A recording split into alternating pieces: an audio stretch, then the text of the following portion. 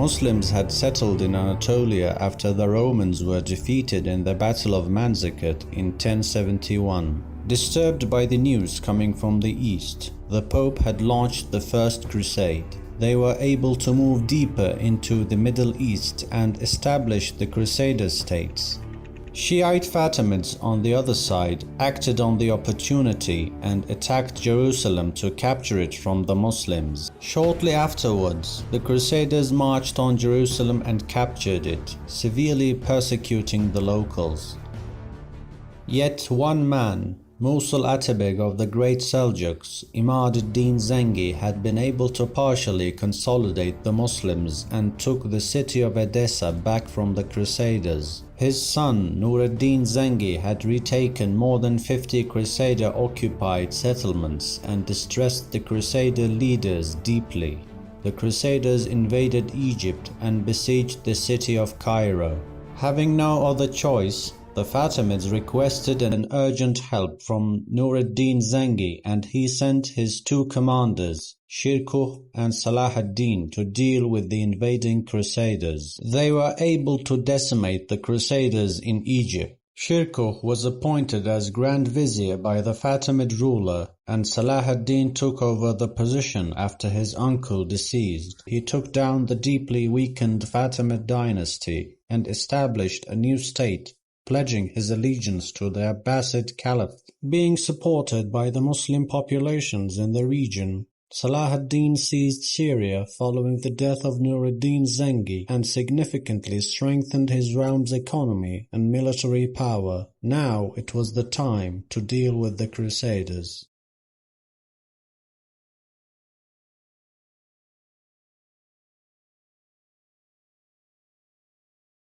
Salah ad-Din was planning to expel the Crusaders from the region. He was constantly discussing with his advisors about Jerusalem. He could not live with the cross at the top of the Dome of the Rock, and the massacres perpetrated by the Crusaders in Jerusalem. On 1177, the Crusaders had butchered many Muslims around the town of Ramla. Hearing this, Salah ad-Din marched from Egypt to confront the Crusaders. When he arrived at Ramla, he dispersed his army to secure the rural settlements. Many Crusaders were taken prisoners along with their loots. However, the 16-year-old king of Jerusalem, Baldwin IV, was tailing Salah ad-Din. When Salah ad-Din and his 26,000-strong army was exhausted and dispersed, suddenly appearing Crusader knights impetuously charged on the Muslims and surrounded them as two blocks.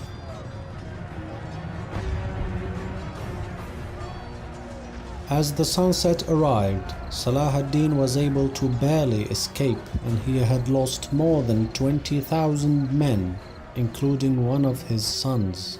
The news spread and panic reigned. Rumors quickly spread back to Egypt that Salah ad-Din himself was killed in the battle. Eventually, Salah ad-Din arrived at Egypt with his personal guards, and his people took a deep breath.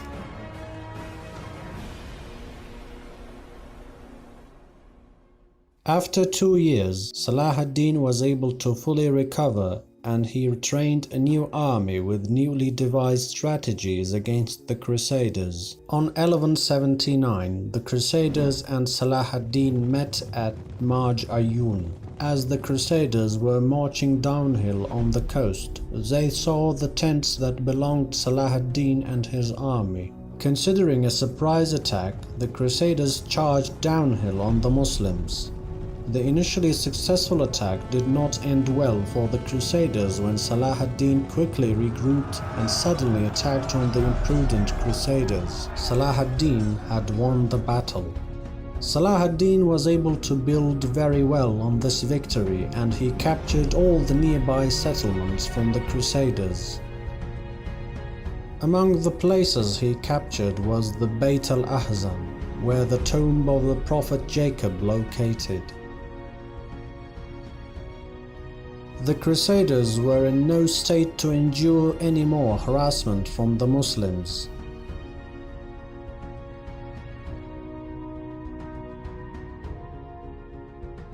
Baldwin IV and Salah ad-Din agreed to make peace in 1182. According to the agreement, the Muslims and the Christians would not harm each other or their properties. During the peace with the Crusaders, Salah ad-Din attacked Armenians who had broken an agreement with the local Turkmens and captured a number of castles. Saif ad-Din Zengi, the younger brother of Nur ad-Din Zengi, had deceased in his 30s.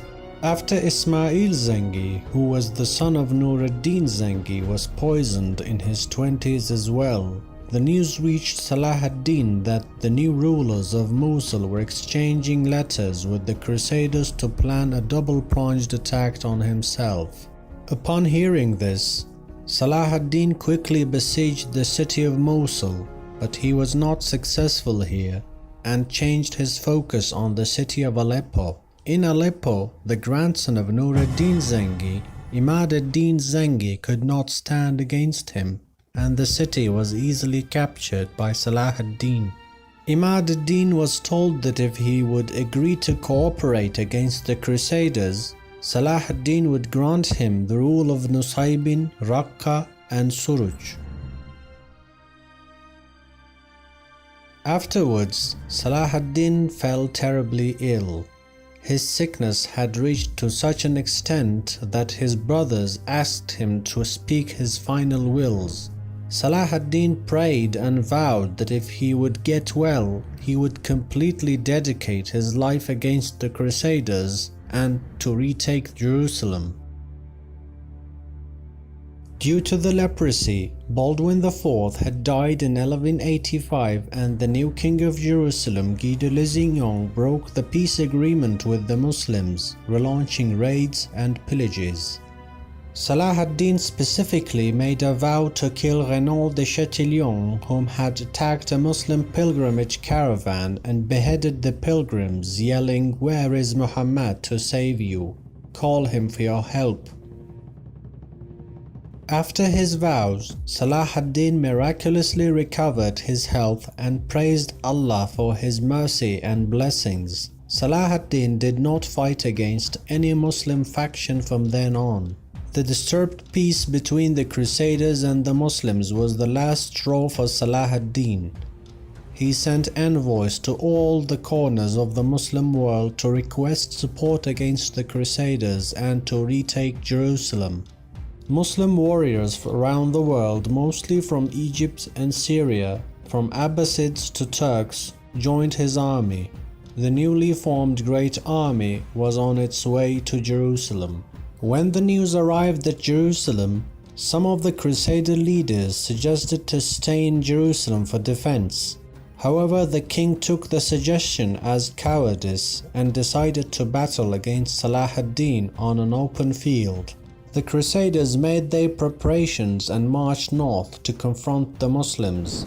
With a cunning tactic, Salah ad-Din assaulted the castle of Tabaria and captured it in one day. With this, he forced the Crusaders to battle at a location of his own preference on a flat land near Tabaria. Salah ad-Din had secured his back with the Jordan River, and he was waiting for the Crusaders on a hill of volcanic rock which was called the Horns of Hattin. The Crusaders did not find any water source on their way to the Horns of Hattin. The weather was very hot and dry. They had to pierce through Salah ad-Din's army to reach water. The Crusaders, having no other choice, attacked Salah ad-Din, but they were repelled. The situation was very desperate for the Crusaders as they were extremely tired and thirsty. They made a final and vain attempt to break the Muslim lines, and it ended in a complete failure. Seeing his enemy in exhaustion and disarray, Salah ad-Din ordered a general attack. Shortly, the Crusaders were surrounded. 30,000 were killed and another 30,000 Crusaders were captured. Among the captured was the King of Jerusalem and all the Crusader counts except the Count of Tripoli. The savage prince of Kerak, Renaud de Chatillon, was captured as well. They were chained and brought to Salah ad-Din's tent. Salah ad-Din asked the Prince of Kerak to accept Islam, but he refused. Following this, Salah ad-Din proclaimed that he has vowed to avenge the Muslim pilgrims and suddenly struck Renaud de Chatillon's neck and beheaded him. He then showed his head to the captured crusaders and told them that he paid the price for insulting the Prophet Muhammad. Then he ordered the execution of all the captured Knights Templar and Knights Hospitaller. The rest was to be chained and sent to Damascus. After this victory, Acre, Nablus, Jaffa, Tebnin, Beirut, Ascalon were captured mostly peacefully by the Ayyubids in 3 months. Upon hearing that Salah ad-Din is marching to Jerusalem, pious Muslims from around the region was making haste to join him.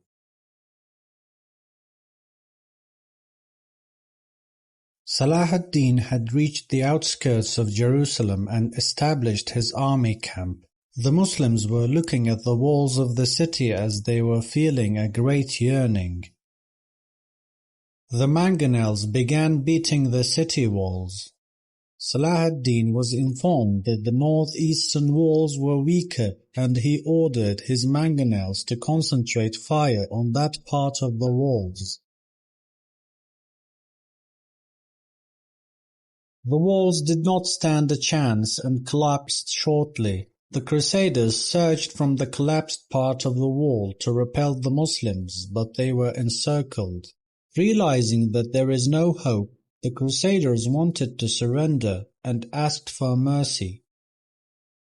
However, the Sultan rejected this, saying, "I will take the city forcefully as you did before. I will leave no Christian alive in Jerusalem just as you left no Muslim alive in the city."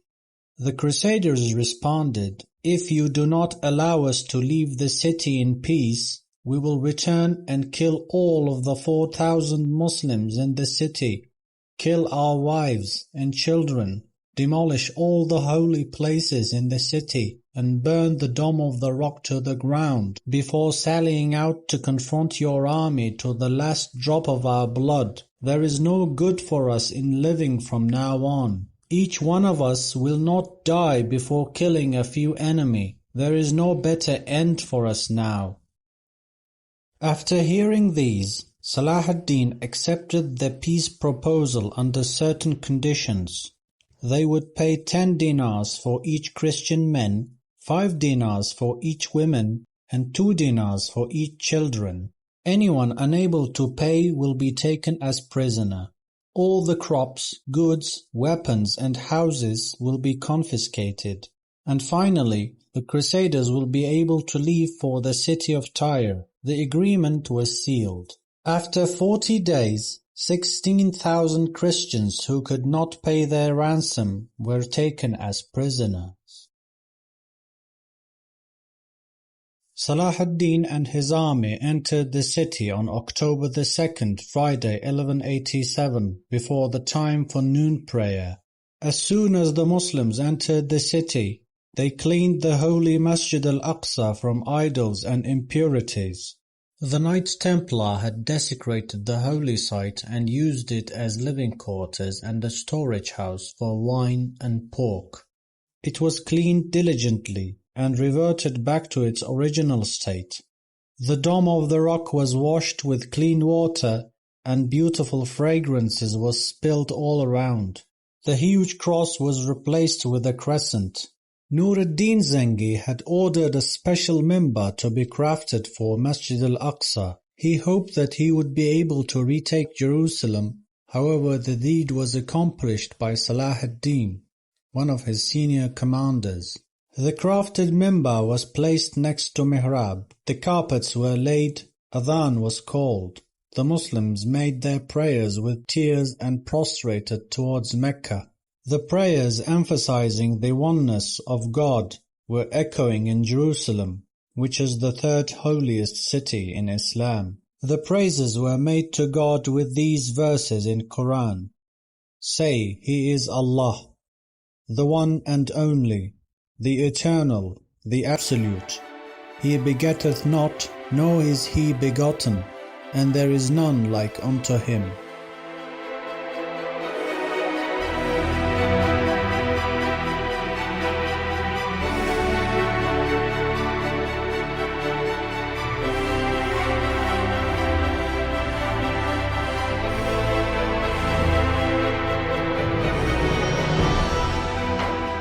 The capture of Jerusalem by the Muslims had been a great shock for the Christendom.